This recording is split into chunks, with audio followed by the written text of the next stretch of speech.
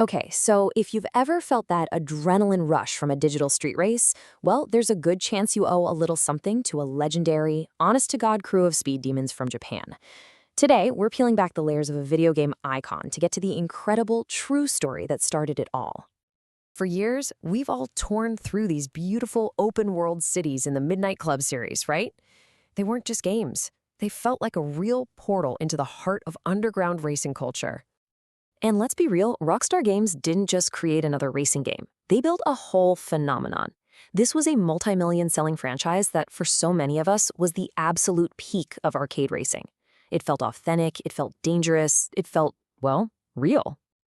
And that's because it was. The entire series, from its name to its whole vibe, was directly inspired by a real-life Japanese street racing team. They were called the Midnight Racing Team, a group so legendary, their story almost sounds like something out of a movie. So that's the big question, isn't it? Where does the video game stop and reality kick in? Let's dive in, separate the facts from the fiction, and uncover the true story of probably the most infamous street racers in history. To find our answer, we have to put down the controller and head to the very real, very, very fast expressways of Tokyo. At the heart of this whole story is a stretch of asphalt known as the Wangan. We're talking a 70-kilometer route that wasn't just a highway. Back in the 80s and 90s, it was the ultimate proving ground, a true test of speed and nerve for Japan's absolute best drivers. And the undisputed kings of the Wangan? The Midnight Club. Now, this wasn't just some loose group of friends. No, they were a highly organized, super secretive, and deeply respected, and maybe a little feared, club whose reputation went global, inspiring a whole subculture. And this was their calling card, pure, mind-bending speed. We're not talking about just hitting a top speed for a second. Members were expected to hold speeds over 300 kilometers per hour. That's almost 200 miles per hour on a public highway. Insane. And just look at the machines they used to do it. Sure, you'd see Ferraris and Porsches, but the club became famous for taking these highly tuned Japanese icons.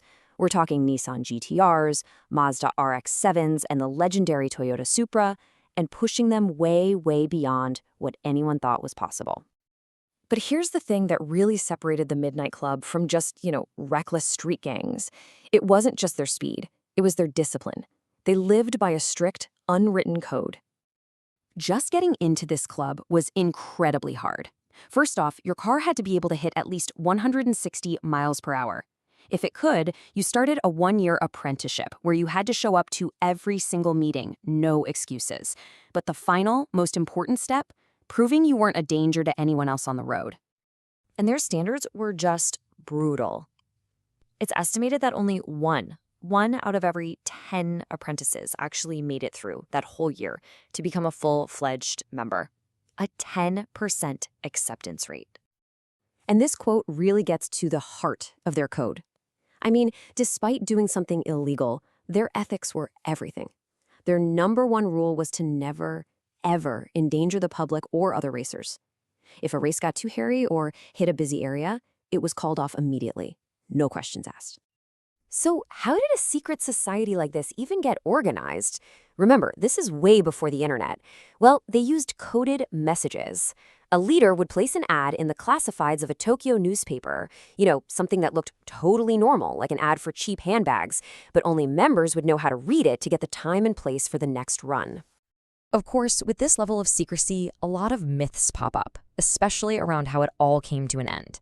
So let's clear up the biggest rumor of all. Okay, so the popular legend says the club broke up in 1999 after a terrible accident involving a biker gang that hurt some civilians. The story goes, because of their code, they disbanded out of shame. But sources closer to the club say that's not the whole story. While they did stop their high-speed racing on the Wangan after that incident, they apparently never officially disbanded and still exist today as more of a private social club. And hey, while we're busting myths, here's a quick one. Almost everywhere you look, you'll see 1987 listed as their founding year. But actual archived stuff from members confirms the Midnight Club really got its start 5 years earlier, back in 1982. So as the real club stepped back into the shadows, their legend was about to be immortalized and just blasted across the entire globe in a completely new way. Starting in the year 2000, Rockstar Games captured that spirit of the Wangan Warriors and turned it into the Midnight Club franchise. For almost a decade, they just kept releasing these incredible hit games that brought this underground world to millions of us. And this wasn't some happy accident. Rockstar's co-founder Dan Houser said it himself. The goal was to blend that real street racing culture right into the game. And you know what? They absolutely nailed it. Which brings us to today. And the story has this weird kind of symmetry to it, where both the real-life inspiration and the video game it inspired are kind of stuck in limbo. So on one side, you have the real Midnight Club. They're not tearing up the Wangan anymore, but their spirit and their influence, undeniable. And on the other side, you have the video game.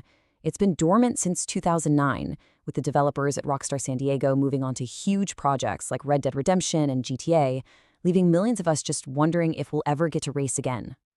And that leaves us with this big question mark for the future. You've got these two incredible legacies, one made of asphalt and steel, the other of pixels and code. And they're both just waiting for the lights to turn green again. The only question is, will they?